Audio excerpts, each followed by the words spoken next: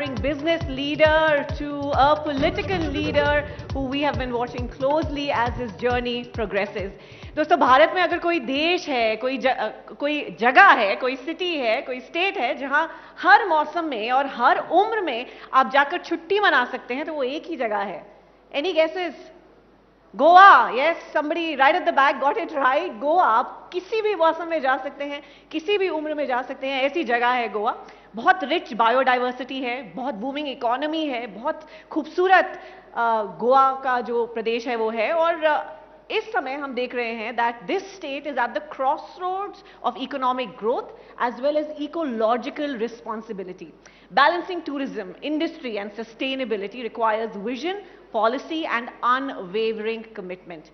Leading this effort, of course, is Dr. Pramod Sawant, the Honorable Chief Minister of Goa. Thank you so much for joining us, sir. And I request you to kindly join us on stage. And we are hoping to hear from Dr. Sawant about his governance model that prioritizes both economic prosperity and environmental conservation. A huge round of applause for the Honorable Chief Minister and for the chair of this session, ABP's Pratima Mishra. बिल्कुल सही कहा आपने. एक ऐसा राज्य जहां हर कोई जाना चाहता है, वहां के मुख्यमंत्री इस वक्त एबीपी न्यूज के मंच पर है. तो सबसे पहले आपका स्वागत है. जोरदार तालियां हो जाए. Thank you. तो मैं शुरुआत इसी से करती हूं कि आपके नाम पर एक बड़ी उपलब्धि है. आप एक ऐसे राज्य के मुख्यमंत्री हैं जहां पर लगातार सीएम बनने का रिकॉर्ड भी, सीएम बने रहने का रिकॉर्ड आपके नाम पर है. तो सबसे पहले तो यही बता दीजिए कि ये आपने कैसे कर दिखाया. मैं बस इतना ही बताऊंगा कि वैसे तो 1980 स्टेटहुड बनने के बाद कंटिन्यूअसली 5 साल क्रॉस करने का रिकॉर्ड मेरे नाम पे है. स्टेटहुड से पहले बाकी चीफ मिनिस्टर के नाम पे है. बस मोदी जी का आशीर्वाद और माय लीडरशिप स्किल्स, बस इतना ही बताऊंगा और कुछ नहीं. अच्छा, गोवा में तो अब आपको लंबा वक्त हो गया. दिल्ली चलने का मन है आपका? दिल्ली की राजनीति में अब जा जाए. गोवा में है, बस वही ठीक है. छोटा सा राज्य है, वही अच्छा लगता है कि वही रहे. नहीं, मतलब आपके नेतृत्व की तारीफ होती है और आप में कुछ तो देखा गया होगा कि आप कंटिन्यूअसली लॉन्गेस्ट सर्विंग सीएम बन गए हैं राज्य के. तो दिल्ली की राजनीति का रुख भी आपको करना चाहिए. विचार किया कभी आपने? मनोहर पर्रिकर भी गए थे. पर्रिकर जी इज अवर टॉल लीडर. और पर्रिकर जी को तब दिल्ली में संरक्षण मंत्री बोल के बुलाया था. मैं तो कहूँगा कि गोवा जैसे छोटे राज्य में एडमिनिस्ट्रेशन करने के लिए अच्छा भी लगता है. और अभी भी स्टेट की डेवलपमेंट अभी भी करना बाकी है. तो with the help of double engine government, so I can do the more progress in for another at least for the 5 years. 2047 में हम बात करते हैं विकसित भारत की. गोवा को आप कहां देखते हैं 2047 में? जब ऑनरेबल प्राइम मिनिस्टर बात करते हैं विजन ऑफ विकसित भारत 2047, तो मैं तो कहता हूं कि विकसित गोवा 2037. आपने कंपैरिजन में पूरे देश से देखा तो हमें आज़ादी तो 14 साल लेट में मिली. हम लिबरेटेड 1961, बट फिर भी हम comparison with all the other small states we are at a much higher in all parameters.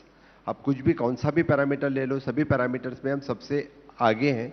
इसीलिए by continuously with the achieving of the sustainable goal achieve करते हुए हम 2037 तक सब गोल अचीव करेंगे, जो rest all the country will achieve at the 2047. आप जिस राज्य का नेतृत्व कर रहे हैं बतौर मुख्यमंत्री, उसकी इकोनॉमी का 16.43%, correct me if I am wrong, वो ये टूरिज्म के जरिए राज्य में आ रहा है. और जो आंकड़ा मेरे पास है उसके मुताबिक 35% आबादी इससे कहीं ना कहीं जुड़ी हुई है टूरिज्म के क्षेत्र से. तो ऐसे में बहुत बड़ी जिम्मेदारी, बहुत बड़ा दारोमदार है कि ये और आगे बढ़े. इसमें कोई ऐसा ब्लो ना हो, ऐसा कोई हिट ना हो, क्योंकि कई बार कई नेगेटिव खबरें भी आती हैं टूरिज्म को लेकर. इसे कैसे सुनिश्चित करना, ये भी एक बड़ा चैलेंज है आपके. जी, आपकी बात सही है. पहले गोवा स्टेट माइनिंग पे डिपेंड हुआ करता था, लेकिन माइनिंग बंद होने के बाद it is fully maximum depend upon the tourism and next on the industrial sector. Industrial में फार्मा सेक्टर इज मोर. लेकिन जब टूरिज्म सेक्टर की बात आती है तो मैंने बातें तो बहुत लोग अलग अलग से करते हैं, लेकिन मैं बस इतना कहूँगा कि कोविड के कार्यकाल से we are at a higher rate of the tourist, the national and international tourist which are coming in to the state. और इससे हमारी डेफिनेटली इकोनॉमिक ग्रोथ तो डे बाय डे बढ़ रही है. आपने कंपैरिजन विद द 23 देखा तो 24 which is more than 21% of the growth we have got through the tourism sector. एक ऐसी खबर थी जिसने इस बार सभी को हैरान किया, वो ये कि ऐसा सुनने में आ रहा था, आप बेहतर बता पाएंगे, कि नए साल के जश्न में इस बार लोग गोवा नहीं गए, गोवा पूरा सुनसान पड़ा था, खाली पड़ा था। इसमें सच्चाई है क्या? ऐसा बिल्कुल नहीं है, क्योंकि हर बार जो इंटरनेशनल या नेशनल इवेंट होते थे वो क्राउडेड एरिया में होते थे। आपने देखा तो इस बार we have given them the good infrastructure, तो फिर जो क्राउडेड एरिया में होते थे sir, we have shifted them from the outer side. So definitely जो कोस्टल बेल्ट में इस लोगों को रोड पे गर्दी नहीं दिखी, भीड़ नहीं दिखी, तो लोगों को लगा कि ज़्यादा क्राउड यहाँ पे नहीं है। सभी यानी दो चार international events from the 25th of December to the 31st of December all are shifted from the outskirts of the coastal belt. That's why इस बार ज़्यादा भीड़ लोगों को कोस्टल बेल्ट में नहीं दिखी।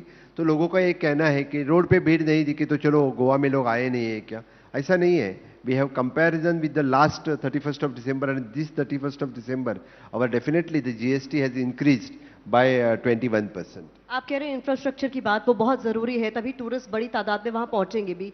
क्या गोवा को बाहर इंटरनेशनल डेस्टिनेशंस ने कहीं ना कहीं रिप्लेस किया है क्या? क्योंकि इस तरीके की भी बातें चलती हैं कि लोग अब विदेश जा रहे हैं क्योंकि इंफ्रास्ट्रक्चर वहाँ बेहतर है। जी आपने एक बात सही कही कि इंटरनेशनल से कंपेयर कर रहे हैं क्या। आप जैसे कि इंटरनेशनल कंट्री की बात करते हैं, you are comparison with the international country with Goa जैसे स्मॉल स्टेट के साथ। आप कौन सी भी इंटरनेशनल डेस्टिनेशन ले लो, वो तो एक कंट्री है, हम तो एक छोटा सा स्टेट्स है। With the following all the names norms of our country, हम जो इंफ्रास्ट्रक्चर जो 10 साल में किया है वो तो उनके बराबर है। और आफ्टर ऑल हमें किसी इंटरनेशनल ब्रांड की कोई ज़रूरत नहीं है। Goa itself is a one brand, और गोवा में खुद एक ब्रांड क्रिएट किया हुआ है। लास्ट 10 साल में with the help of double engine सरकार, it is more than 40,000 crores of rupees we have alone spend on the roads and bridges. इसी के ऊपर तो इतना पैसा स्पेंड किया है।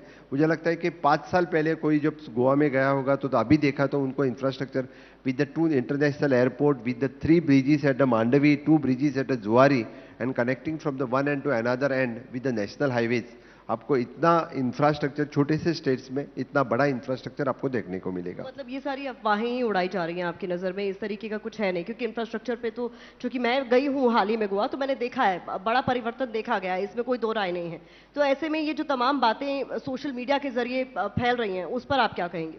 जी हाँ, कुछ इन्फ्लुएंसर ऐसी बातें करते रहते हैं कि गोवा में टूरिस्ट नहीं है, आने के लिए प्रॉब्लम हो रहा है, ये वो सब कुछ। मुझे लगता है इसमें कोई तथ्य नहीं है, लेकिन being a chief minister I am continuously monitoring, continuously observing exactly. जो किसी ने टीका की तो भी वो भी हम पॉजिटिवली लेते हैं, लेकिन क्या चल रहा है I am verifying also at my and. I verified मैंने जब टूरिज्म से टूरिज्म का नंबर लिया, द टूरिस्ट टू दो इंटरनेशनल नेशनली जो टूरिस्ट आते हैं, तो comparison with the last year it is an 8 millions of the tourists were traveled in the state of Goa, but this year it is a 10 million of the tourists were traveled comparison. Again I have compared with the my GST, again there is a rise of approximately the 9% to rise particularly in that period. तो इतना rise हमेशा मिलता है। तो कुछ influencer ऐसे भी हैं जो यानी लोगों को यानी टू शिफ्ट द टूरिस्ट ये बातें करते रहते हैं। आई एम नॉट पर्टिकुलरली किसी कंट्री की बात मैं नहीं करूंगा, लेकिन कुछ इन्फ्लुएंसर इस तरह से हैं कि जो टूरिज्म को यहाँ से शिफ्ट करना चाहते हैं। नहीं तो ये इसके पीछे किसका हाथ आपको लगता है? क्योंकि आप बड़ी बात कह रहे हैं, गोवा मुझे लगता है one of the favourite destinations है लोगों की आज भी। अगर वो इंडिया में कहीं वेकेशन पर जाना चाहें और free life, party life enjoy करना चाहें, तो मुझे लगता है नंबर 1 पर अभी भी गोवा ही आता है। लेकिन अगर आप कह रहे हैं कि कुछ इन्फ्लुएंसर्स ऐसा काम कर रहे हैं, तो ये तो बहुत गंभीर मसला है। We are investigating on it, this is not a platform to tell किसका हाथ है, ये कहने की बात नहीं है, लेकिन we are investigating that. Other part, Goa में लोग सेफ और सिक्योर्ड फील करते हैं। Goa is an clean and neat. कभी भी गोवा में आ जाए तो गोवा के बीचेस विच इज क्लीन भी है, नीट भी है और सेफ और सिक्योर्ड है। गोवा जैसे हम बीचेस पे we have the life guard appointed. मैंने आपको पता होना चाहिए इसलिए बता देता हूँ। It is more than 700 life have saved in the last 5 years by our the coastal lifeguards when who are working on the coastal beaches. And Drishti जैसी एजेंसी जो continuously there is an 24/7 monitoring on the coastal beach, कौन कितने पानी में जा रहा है, कौन कितने कहाँ पे है, और कोई डूबने लगा भी तो वहाँ पे यानी लाइफ सेविंग बोट्स लेके जाना, उसको शिफ्ट करना, इतने सारे लोगों को बचाया भी हमने। और restrictions for the beaches not to go after 7, किसी को एंटर करने के लिए नहीं देना वहाँ पे, even though the security purpose is there, कोई भी आके यानी कितने भी यानी उतना सेफ और सिक्योर्ड गोवा में लोग फील करते हैं। कोई ऐसी पाबंदियां राज्य में है जिसकी वजह से आपको लग रहा है कि कुछ कमी आई है? क्योंकि खबरें टूरिस्ट को लेकर भी लगातार आ रही हैं, अब नेगेटिव खबरें आ रही हैं। आप कह रहे हैं कि हम पूरी कोशिश कर रहे हैं सुनिश्चित करने की कि उन्हें सेफ सिक्योर एनवायरनमेंट मिले। क्योंकि मैं दोहरा रही हूँ कि गोवा का जब नाम जहन में आता है तो आदमी को लगता है कि पहनने ओढ़ने खाने की जो आज़ादी मुझे गोवा में मिल रही है वो देश के दूसरे हिस्से में नहीं मिल रही है, इसीलिए मैं गोवा जाना चाहती हूँ या चाहता हूँ। जी हाँ, लोग तो गोवा में एक्चुअली ऑलवेज सन सैंड सी इंजॉय करने के लिए आते हैं। उसको तो हमने अभी स्पिरिचुअलिटी भी जोड़ी है, उसको हमने स्पोर्ट्स टूरिज्म जुड़ा है। और गोवा में लोग कहने यस गोवा का कल्चर कुजिन्स इसके लिए भी खास करके गोवा में लोग आते हैं। तो लोग गोवा में थोड़ा सा यानी फील करते हैं कि यानी the night life is also is enjoyable in the state of Goa, so that also the people comes to enjoy in the state. हाँ, समवॉट रेस्ट्रिक्शंस जो है it is an sound pollution की रेस्ट्रिक्शंस है, मैं मानता हूँ that is all over the India, but Goa में थोड़े से एनवायरमेंटलिस्ट थोड़े ज़्यादा ही हैं, इसलिए थोड़ा साउंड रेस्ट्रिक्शंस हमें रखना पड़ता है। That problem is there. अभी हाल ही में हम टूरिज्म पर चूंकि चर्चा करें, टेम्पल टूरिज्म में इजाफा देखा जा रहा है और आप भी बड़े मंदिर मंदिर दर्शन करने के लिए पहुंचे, वो तस्वीरें हमने देखी हैं। ये कहा जाने लगा कि जब अयोध्या में राम मंदिर का निर्माण हो गया, प्राण प्रतिष्ठा हो गई, तो इतनी बड़ी तादाद में लोग वहां पहुंचे कि अब टेम्पल टूरिज्म बढ़ गया है और गोवा और बाकी जगह जाने में कहीं ना कहीं कमी हो गई है। उसका प्रभाव इस पर कहीं आपको पड़ता हुआ नजर आए? नहीं, गोवा लोगों को जब लगता था कि गोवा में सिर्फ समुंदर है और चर्चिस है, बाकी कुछ है, ऐसे लगते नहीं थे मुझे। कभी कभी मैं जब नया नया चीफ मिनिस्टर बना था तब कोई मुझे मिला, वहाँ टेम्पल भी है, वहाँ हिंदू भी रहते हैं, ये भी प्रश्न पूछने लगे थे। मैंने कहा था 70% ऑफ द आबादी इज हिंदू है, तो फिर द मैक्सिमम टेम्पल्स है। और गोवा में तो पूरे यानी 70% पार्ट्स में बहुत बड़े बड़े और एंशियंट टेम्पल्स हैं। और इवन दो वहाँ पे तो राम मंदिर की जिस तरह की स्टोरी है, with the same story with in the Goa with the Malsa temple, 500 साल पुराना टेम्पल जो पोर्तुगीजों ने जो पूरा नष्ट किया था, the government and the private organisation have come together and they have constructed very good temple which are the Verna Malsa temple है। छत्रपति शिवाजी महाराज ने तो 350 साल पहले जब टेम्पल का डिस्ट्रक्शन पोर्तुगीज कर रहे थे तब सप्तकोटेश्वर का टेम्पल पूरा डिस्ट्रॉय किया था छत्रपति शिवाजी महाराज। वो हिस्ट्री है, छत्रपति शिवाजी महाराज ने वहाँ पे फिर से एक बार सप्तकोटेश्वर का टेम्पल बनाया था। मेरा सौभाग्य ये है कि वो टेम्पल पुनः एकदा लोकार्पण करने का योग मुझे मिला, ये मेरा सौभाग्य है कि इसी कार्यकाल में मैंने वो लोकार्पण किया है। मतलब अब गोवा में लोगों को मंदिर की घंटियां बहुत जोर जोर से सुनाई देंगी? जी हाँ, तो वो तो पहले से थी, लेकिन अभी we have highlighted on the name of the temple tourism so many people. The spiritual tourism की जब बात आती है, now the people are preferring to go for to see the temples. और ज़्यादातर लोग जब टूर करते हैं तो बीचेस के साथ चर्चिस के साथ टेम्पल भी देखते हैं। Even though there is an Portuguese fort is there very from the 17th century, there is an वहाँ पे पोर्तुगीज रहे हैं, तो the Portuguese architecture is there also there, wild life sanctuary is there. इस तरह का टूरिज्म के लिए भी हम बढ़ावा दे रहे हैं। विरोधी अब कहने लगेंगे कि अब आप लोगों ने गोवा को भी नहीं छोड़ा, वहां पर भी आप लोगों से कह रहे हैं कि टूरिज्म के लिए आ रहा है जो night life party life enjoy करने, उसको आप कह रहे हैं जाइए मंदिर जाइए। नहीं, हम तो ये नहीं कह रहे, क्योंकि लोग दोनों तरह के लोग आते हैं। जो लोग कहने with the enjoyment with the spirituality के हिसाब से आते हैं, कुछ लोग तो ओनली फॉर द एंजॉयमेंट आते हैं। हम थोड़े ही कहेंगे उनको कि जो नाइट लाइफ और पार्टी के लिए आते हैं, लेट देम एंजॉय देयर। देखिए, स्पिरिचुअलिटी के लिए कौन गोवा जाता है, इसीलिए मैं ये सवाल पूछ रही थी कि वहां तो लोग पार्टी करने जाते हैं, एंजॉय करने जाते हैं। ऐसा नहीं है, सभी तरह के लोग गोवा आते हैं। दैट्स व्हाई नाउ एटलीस्ट उतना अच्छा इंफ्रास्ट्रक्चर अभी हम जो बना रहे हैं कि expansion of our Dabolim airport, even though now the cruise terminals, cruise tourism की जब बात हो रही है तो सी पोर्ट की डेवलपमेंट भी हो रही है। तो फिर we are welcoming the all types of tourist those are coming in the state with the international and national. इसलिए जो party life night life enjoy करना चाहते हैं उनके लिए भी है और बाकी भी लोग आते हैं। मैं गोवा के लिए आपके विजन पर एक बार फिर से लौटना चाहूंगी, क्योंकि आप कह रहे हैं बहुत तेजी से काम हो रहा है। मैंने जब 2047 का जिक्र किया तो आपने 10 साल पहले कहा कि गोवा उस जगह होगा जहां उसे होना चाहिए, उसके लिए क्या कुछ काम सरकार की तरफ से, क्या कुछ इनिशिएटिव शुरू किए गए? जी हाँ, ये बात जब चलती है तब हम विकसित गोवा 2037 की बात करते हैं तो 10 साल आगे करना है, which is an infrastructure development, human resource development and sustainable goal achievement. At present we are in the sustainable goal achievement में 4th नंबर पे है। सो मुझे हमारी कोशिश है कि सस्टेनेबल डेवलपमेंट गोल में हम 1 नंबर पे पहुंचे। हम सिर्फ जब डेवलपमेंट की बात करते हैं तो which is including the sustainable development हो, यही बात रहती है। Infrastructure, almost the 80% of the infrastructure in the state which is required for another 25 years, which we have already completed. Now we are targeting for the human resource, means what type of human resource we want in the state for the tourism purpose, industry purpose.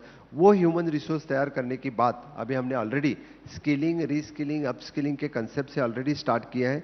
तो मुझे पूरा उम्मीद है कि आगे आने वाले 10 साल में ये हम कंप्लीट करेंगे with the help of the government of India. So ये कंप्लीट करने में हमें कोई दिक्कत नहीं आएगी, ऐसा मुझे लग रहा है। इसीलिए हमने विजन डॉक्यूमेंट जो आगे 25 साल के लिए चाहिए, यानी टिल 2047 और 2037 तक हम क्या क्या करेंगे, उसका विजन डॉक्यूमेंट हमने तो पूरा कंप्लीट किया है। और वो टारगेट लेके जब हम काम करेंगे तो definitely will complete our target till the 2037। आप अपनी राय बेबाकी से रखने के लिए जाने जाते हैं, तो मैं ये जानना चाहूंगी, देश के अलग अलग हिस्सों से आए दिन मॉरल पुलिसिंग जैसी खबरें सामने आती हैं, जहां लोगों को ये बताया जाने लगा है कि वो क्या पहने, क्या खाएं, क्या ना खाएं। तो चूंकि आप एक ऐसे राज्य के मुख्यमंत्री हैं जहां इन्हीं सब चीज़ों की आज़ादी है, उस पर कोई रोक टोक नहीं है, आप आइए बेपरवाह होकर घूमिए, देर रात घूमिए, क्या पहनते हैं क्या नहीं पहनते हैं, ये टॉपिक ऑफ डिस्कशन भी दूर दूर तक नहीं है। इन चीज़ों पर आप क्या सोचते हैं? जी, आपकी बात सही है, क्योंकि गोवा जैसे स्टेट में तो वी आर अतिथि देवो भव, इस तत्व पर जो आते हैं, जिस तरह से आते हैं, जो कुछ क्या खाना चाहते हैं उसके लिए हम वेलकम करते हैं। इसीलिए जो कुछ यानी टूरिस्ट की अच्छी तरह से अतिथि देवो भव इस लाइन पे उनको वेलकम करना, ये गोवा का सबसे पहले ब्रिज वाक्य है। इसीलिए तो जो कोई गोवा में आता है, he is enjoying his holiday in the state of Goa. इसलिए कोई रेस्ट्रिक्शंस किसी के ऊपर नहीं, खाने के ऊपर नहीं, ना घूमने के ऊपर है, ना। It is an 24/7, it is open for all. That's why the people is prefer, means young crowd भी प्रीफर करता है और द एजेड क्राउड भी प्रीफर करता है टू कम टू गोवा।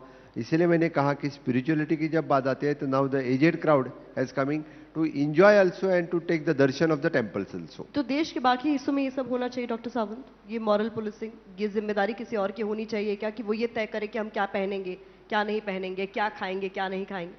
तो बाकी स्टेट की बात है, मैं बाकी स्टेट में क्या होगा मैं कैसे डिसाइड करूंगा? मैंने समझो डिसाइड किया तो डेट इज। मैं तो सिर्फ आपकी राय जानना चाह रही थी, आप क्या सोचते हैं? बस मैं कहूंगा कि हमारी स्टेट में तो हम वेलकम करते हैं, इसके ऊपर बाकी स्टेट के उनका डिसीजन है। महाकुंभ लगा है जिसको लेकर कहा जा रहा है 144 साल बाद लगा है। आप भी गए थे, आपकी तस्वीरें सामने आई थी, आपने डुबकी लगाई। पहले तो अपना अनुभव बताइए, फिर मैं आगे सवाल पूछूंगी। जी हाँ, महाकुंभ का अमृत स्नान, मैं डुबकी नहीं बताऊंगा, बोलूंगा, लेकिन अमृत स्नान करके मैं आया हूँ। वहाँ पे जो पॉजिटिविटी है, पॉजिटिव फीलिंग है, यानी वो वहाँ जाने के बाद ही पता होती है, क्योंकि मोर देन 50 करोड़ लोग वहाँ जाके जो अमृत स्नान करके आए हैं, तो डेफिनेटली वो पॉजिटिविटी मुझे भी वहाँ फील हुई। मैं, मेरे कैबिनेट कलीग्स, बाकी एमएलएज और party representative along with my family वहाँ पे गया था, तो वहाँ पे उतनी पॉजिटिविटी है। और मैं सही में इस प्लेटफॉर्म पे भी माननीय योगी जी का बहुत बहुत अभिनंदन करूंगा, जिस तरह की व्यवस्था इतने लोगों की उन्होंने की है। दैट इज नॉट मैंने small thing, it is a big thing. चूंकि आप हुआ हैं, आप कह रहे हैं कि वो अमृत स्नान आपके लिए बड़ा अद्भुत अनुभव रहा। विपक्ष लगातार कह रहा है कि सिर्फ एडवर्टाइजमेंट किया गया, व्यवस्था नहीं की गई। व्यवस्था होती तो वहां भगदड़ नहीं होती। फिर जिक्र किया जा रहा है नई दिल्ली रेलवे स्टेशन पर हुई भगदड़ का, ये कहते हुए कि अगर व्यवस्था इतनी चाक चौबंद थी तो इस तरीके की कुप्रबंधन की तस्वीरें सामने नहीं आती। जो इंसिडेंट हुआ वो नहीं होना चाहिए था, ये मेरे भी मन में है, इसके लिए मैं भी दुख व्यक्त करता हूँ। लेकिन इतने लोगों को जब व्यवस्था की बात आती है तो मैंने इस तरह की जो नहीं होना चाहिए था, बस इतना कहूँगा। लेकिन बाकी व्यवस्था जो थी, सही में इतने क्राउड गैदर करने के लिए वहाँ सही में अच्छी व्यवस्था थी। ममता बनर्जी से मृत्यु कुंभ कह रही हैं, वो उनकी राय रहेगी। आप मान रहे हैं कि व्यवस्था अच्छी है क्योंकि आप होकर आए हैं, लेकिन आम जनता जिनसे एबीपी न्यूज ने भी लगातार बात की, उसका कहना था वीआईपी कल्चर की वजह से भी बहुत वहां मिसमैनेजमेंट था। वीआईपी कल्चर पर आपकी क्या राय है, होना चाहिए कि नहीं होना चाहिए, क्योंकि आम जनता तो परेशान होती है सर? नहीं, वीआईपी कल्चर नहीं होना चाहिए। मैं कहूंगा कि आम इस जनता पर तो की तालियां बजनी चाहिए कि अगर यहाँ पर गोवा के चीफ मिनिस्टर कह रहे हैं कि वीआईपी कल्चर नहीं होना चाहिए, अपने आप में बड़ी बात है, क्योंकि हर कोई एक्सेप्ट नहीं करता है ये बात। नहीं, बिल्कुल नहीं। वीआईपी सिर्फ जाने की सुविधा थोड़ी करे, बाकी सब कुछ यानी वही वो एस्कॉर्ट पायलट ये वो कोई जरूरत नहीं रहती है। मैं तो बताऊंगा कि सिर्फ सेफ्टी पर्पज वहां जाने की व्यवस्था हो जाए तो बस हुआ, और बाकी कोई मैं तो कभी उतना चाहता नहीं हूं कि वीआईपी कल्चर, मैं कभी वीआईपी कल्चर में रहा ही नहीं हूं। अब चूंकि आपने कहा कि आपका अनुभव बहुत होकर आए, गंगा का पानी आपको कैसा लगा? गंगा का पानी तो शुद्ध था। जिस त्रिवेणी संगम में मैंने अमृत स्नान किया वहाँ तो बहुत ही, हाँ थोड़ा मैंने जहाँ एकदम बॉर्डर पे, लेकिन जहाँ मैंने स्नान किया वहाँ तो बहुत ही यानी शुद्ध पानी था। ओके, बाकी जगह तो लोग सभी जो पानी में अभी गंगा पे आए हैं तो सभी नारियल छोड़ना ये छोड़ना तो सभी छोड़ ही रहे थे, लेकिन जितना फास्टली वो सब कुछ कलेक्ट करके बाहर निकाल रहे थे वो भी अप्रिसिएटिंग था। आप कह रहे हैं काम हो रहा है लगातार, लेकिन सीपीसीबी की एक रिपोर्ट जो आई है उसको लेकर विपक्ष हमलावर है कि लोगों को बुलाया जा रहा है कि आइए गंगा जी में स्नान कीजिए, बहुत पवित्र है गंगा जी, लेकिन सीपीसीबी की रिपोर्ट कहती है कि उसमें बड़ी मात्रा में फीकल मटेरियल मिला है, यानी वो पानी नहाने लायक नहीं है। आचमन तो दूर की बात है। आप सेंट्रल पोल्यूशन कंट्रोल बोर्ड की बात कर रही हैं, वो पानी कहाँ से लिफ्ट किया उसके ऊपर डिपेंड रहेगा। तो मतलब आपके लिहाज से पानी एकदम साफ सुथरा है और लोगों को वहां यानी after all from where you are collecting the water it depends upon that. अच्छा, अभी मुक्तेश्वरानंद जो है शंकराचार्य वो भी कह रहे हैं कि बहुत मिसमैनेजमेंट रहा, और वो भी कह रहे हैं कि ये 144 साल का जो नैरेटिव गढ़ा गया है उसमें कोई सच्चाई नहीं, ये 144 साल बाद आया महाकुंभ नहीं है। अभी 144 साल पहले, यानी date is in the history only. कोई तो 144 साल तो ये नहीं है बताने के लिए तब मैं था अभी वो तब नहीं हुआ था, ऐसे date is in the history. I think it is in the writing. So definitely when the इतने स्टेट ने एक इतना बड़ा इवेंट किया, देश में इतना बड़ा इवेंट हो रहा है, लोगों की आस्था है, लोगों की भावना है, तो फिर definitely we want to consider that लोगों की आस्था भावना उनका भी आदर करना चाहिए। बता रही हूँ कि हमें भी दिखाया कि लोग, आधा तबका कह रहा था कि बहुत अव्यवस्था है, लेकिन वही आधा तबका ये कह रहा था कि हम बहुत अच्छे से आसानी से स्नान करके आ गए, पानी बहुत साफ था, कोई अव्यवस्था नहीं थी। तो जब विपक्ष दूसरे पक्ष की आवाज बनने की कोशिश करता है तो वो कहता है हमें सनातन विरोधी कह देते हैं। विपक्ष जो वहां गए नहीं उनको कैसे पता चलेगा कि वहां क्या अरेंजमेंट थी या नहीं थी? वो किसी के कहने के ऊपर कर रहे हैं। मैं तो बताऊंगा कि उन्होंने एक बार, अभी 26 तक है, 4-5 दिन बचे हैं, जाके एक बार देख तो लो किस तरह की व्यवस्था है, तभी बाद में पता चलेगा। तो इस मंच से आप विपक्ष के नेताओं को कह रहे हैं कि जाइए पहले देखिए फिर ओपिनियन बनाइए। मैं तो कहूंगा कि वो तो बोलेंगे कि हम डुबकी मार के आएंगे, मैं तो डुबकी नहीं बोलूंगा, अमृत स्नान करके आ जाओ। तो अमृत स्नान करने के लिए आप कहने वाले हैं विपक्ष के नेताओं को, लेकिन अभी दिल्ली में भी एक बड़ा फेरबदल हुआ है और आप तो प्रचार करने भी पहुंचे थे दिल्ली। मोती नगर से मुझे याद है आपने सभा की थी और कमल का बटन दबाएं लोगों से रिक्वेस्ट की थी, लोगों ने बटन भी दबा दिया, आपका मुख्यमंत्री भी 26 साल बाद वहां बन गया, आप ओथ सेरेमनी में भी गए थे। अब क्या यमुना जी की तस्वीर आपको लगता है बदल जाएगी? मैनिफेस्टो में एक बड़ा मुद्दा था। जी हाँ, जिस तरह से योगी जी ने गंगा जी की तस्वीर बदली है तो मैं तो 110% कहता हूँ, क्योंकि ये मोदी जी की गारंटी है, यमुना जी की तस्वीर भी बदलेगी। उन्होंने तो 6 महीने की बात कही, मैं तो मैक्स टू मैक्स 1 साल बताऊंगा। 1 साल बाद आप फिर से एक बार यमुना पे जाके देखो, तस्वीर बदलेगी और पानी भी बदलेगा। अब आप विपक्ष को कहां देख रहे हैं? इंडिया अलायंस जिसने एकदम एकजुट होकर पूरा दम भरा था कि भाई हमारे सामने कोई टिकने नहीं वाला है, लेकिन राज्यों में उस अलायंस की कैसी हालत हो जाती है ये आप भी जान रहे हैं, मैं भी जान रही हूँ, साथ मिलकर चुनाव तक नहीं लड़ रहे हैं। क्या उनका कोई भविष्य आपको नजर आता है? मुझसे ज्यादा तो उनका भविष्य आपको पता होगा, क्योंकि आप तो लोग सभी राज्यों में उनका रिपोर्ट लेते रहते हैं, क्या है क्या नहीं। जब इंडिया अलायंस तभी टूट गया था, मुझे लगता है कि वो जब इलेक्शंस हार गए थे लोकसभा का, तभी तो टूट चुका है। अभी कौन है किसके साथ ये भी तो पता नहीं है। वो इंडिया अलायंस तो बोलते हैं, लेकिन उनके साथ में कौन है तो उनको ही पूछना पड़ेगा आपको, अभी साथ कौन कौन बचे हैं। मेरे अंदर जर्नलिज्म का कीड़ा है, इसीलिए देखिए मैं टॉपिक से कब हट गई मुझे रियलाइज भी नहीं हुआ। तमाम सवाल, मंच है, आप सामने है, तो तमाम सवालों पे आपकी राय जानना भी जरूरी था। मैं कुछ वापस गोवा पर आती हूँ, तो ये जानना चाहती हूँ कि अगर यहाँ मौजूद लोग, एबीपी न्यूज़ के तमाम दर्शक जो आपका इस इंटरव्यू को देख रहे हैं, आप उन्हें क्या विश्वास दिलाएंगे? क्योंकि हाल ही में सर कुछ ऐसी नेगेटिव खबरें आई हैं कि टूरिस्ट गए, बीच पर उनके साथ कुछ अनहोनी हो गई, कुछ ऐसी घटनाएं आई, वहां पर कुछ लोकल लोगों के साथ उनकी बहस हुई, बड़े हादसे पेश आए। उनको कैसे विश्वास दिलाएंगे कि you are safe and secure if you come to Goa? मैं तो सबसे पहले कहूंगा कि गोवा जितना सेफ और सिक्योर राज्य दूसरा कोई नहीं है। गोवा जितना सेफ और सिक्योर टूरिज्म प्लेस दूसरी कंट्री भी नहीं है। मैं तो इतना कहूंगा।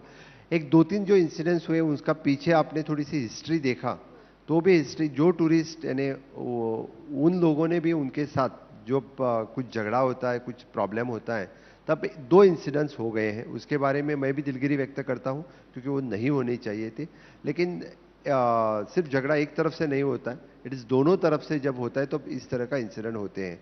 लेकिन इसके बाद भी इट इज़ एन 100% आफ्टर हमने अभी पुलिस में भी सिविल सिक्योरिटी जो लगाई है बड़ी मात्रा से, जहाँ जहाँ पे क्राउड होते हैं वहाँ पे अभी civil security is also started working.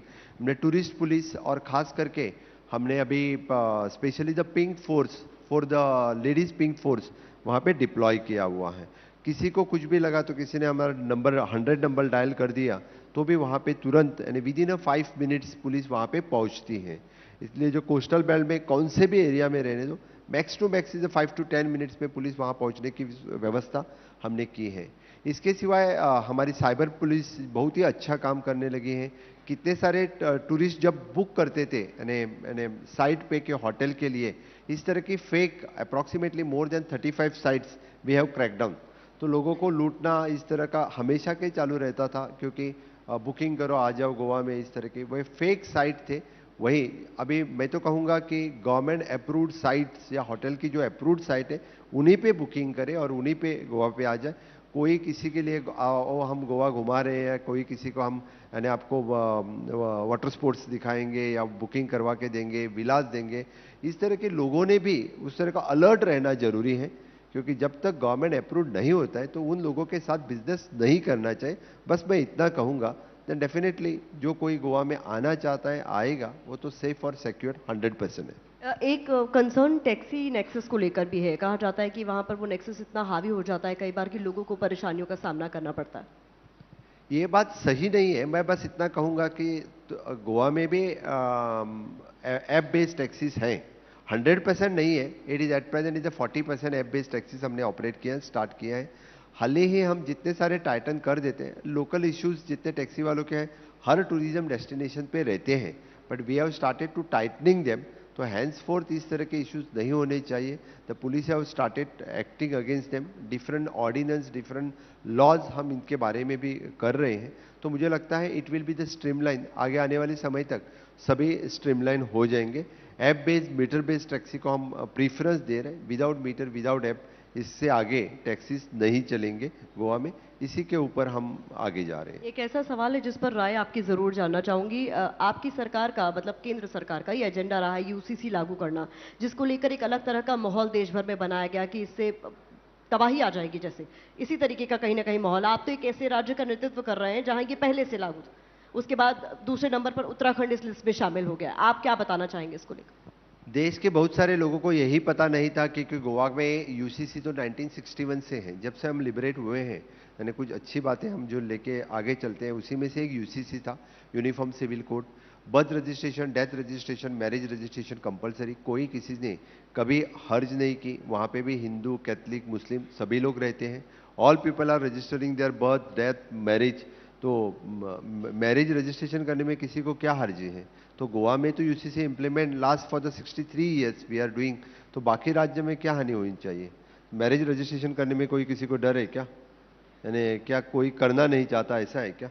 तो बाकी राज्य में भी इसको इम्प्लीमेंट करना चाहिए इजीली।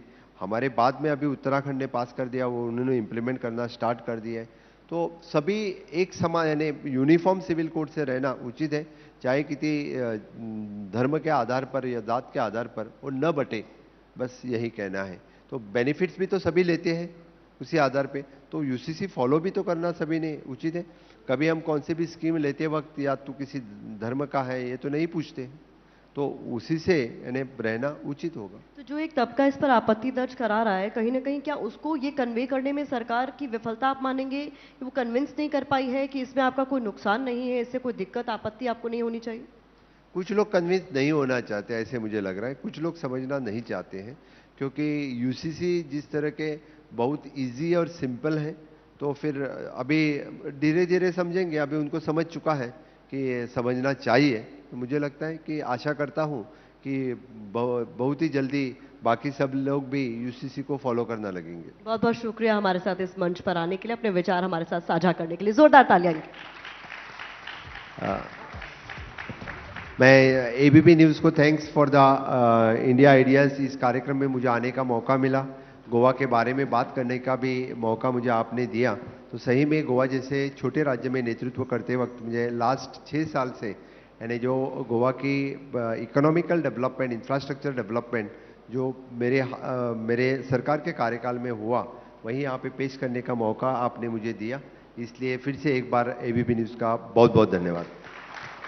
बहुत बहुत धन्यवाद मुख्यमंत्री जी हमारे साथ जुड़ने के लिए। और गोवा की हम सभी के दिलों में एक खास जगह है।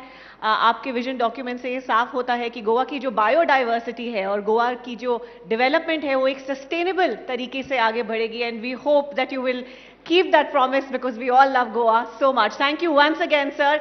मैं राजीव खांडेकर जी से दरख्वास्त करूंगी to please join us on stage and felicitate the honourable chief minister with a memento. Also requesting Dr. Yogesh Lakhani, Chairman Bright Outdoors, to join us on the stage. Thank you very much to the Honorable Chief Minister of Goa.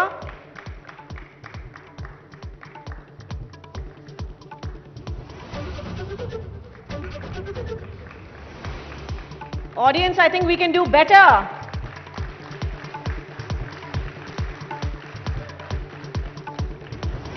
Thank you for that. Thank you very much to our presenters and our session moderator as well. Thank you, Pratima.